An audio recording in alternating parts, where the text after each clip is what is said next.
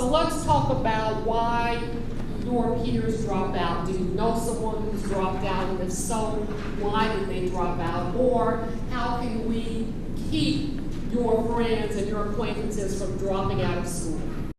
I think that kids that are around my age drop out because they just don't want to do it, or they see their brothers or their sisters or their homeboys or their homegirls on the street doing all this and that, and they're like, oh, I want to do that too, man, yeah. So they be like, oh, so I'm going to drop out of school since I don't need this in the future. They be like taking it to another level.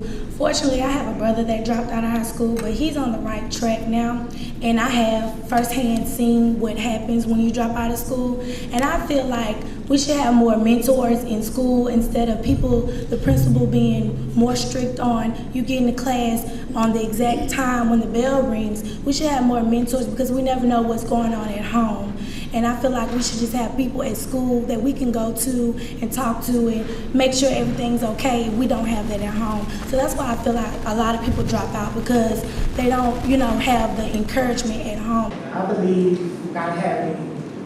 that mentors should not come in quantity but quality. If you have one good mentor in a child's life, then that child should be able to make it okay. There's a youth program at the Green YMCA known as Youth One. That is a very good mentor program. I'm in it, and I believe that Miss Tammy is a good mentor because she leads dozens of kids into positive roles. She's a positive role model. She gets to do in the community, and she keeps us involved so that we have a reason not to drop out, because she lets us think of our future. We don't need just like 5 or 6 people in the office that's getting a paycheck to tell us what we need. We need someone that will sit down with us and talk to us, ask us what's going through our heads, not just tell us what we need and then kick us out their office. We need quality, not quantity. I honestly believe that it's all about having a drive. You have to have a drive to be successful and to graduate from high school. Do you have enough youth-oriented programs? Are they good programs? Do we need more programs? What kind of youth programs should our community have? Something that you really want, not something that's given, but something that you really want. If you could design a youth program, what would it be? Yes, we do have a lot of youth programs in our community, and it's just about getting the word out to all the public schools and private schools to let them know that they're out there, because if you know about it, then you'll most likely get involved. I agree with what he was saying. There are enough youth programs in the community, but the most thing about it is that the students or the children in the community and the teenagers and the young adults, they do not attend those. They do not attend them at all, and maybe it's because of what's going on at home or what's going on in the area that they live in. I definitely do not think that there is a lack of youth programs in the city of Montgomery.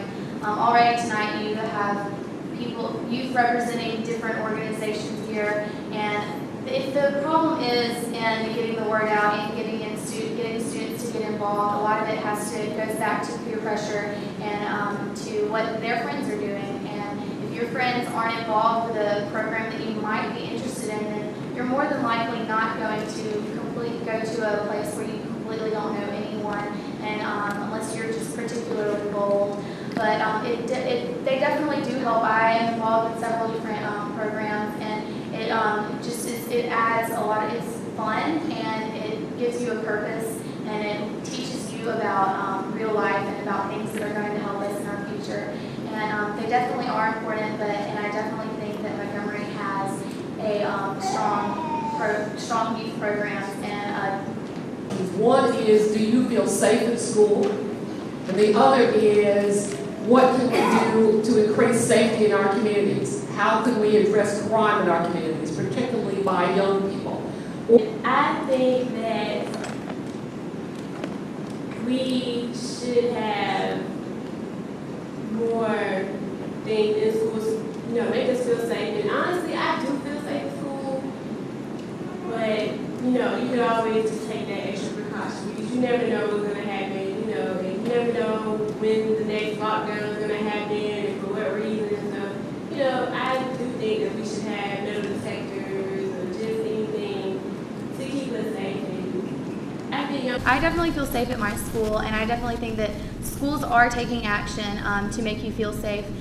When we frequently have lockdown drills at our school, and they have taken they have taken certain measures to keep us safe at my school, and it just ensures your security. And I do think that it's very sad when you know people your own age, people that you know and that you may have gone to school with for years, and that they may be posing a problem to you with the school shootings and everything. And it's important then to realize how the bullying goes back to even elementary school, and that how people are treated is definitely affecting the crime today, and it may make the people like the shooters at the schools lash out at the people who have been bullying them all those years, and that also goes back to the home. And what are your parents teaching you? How are you treating other people?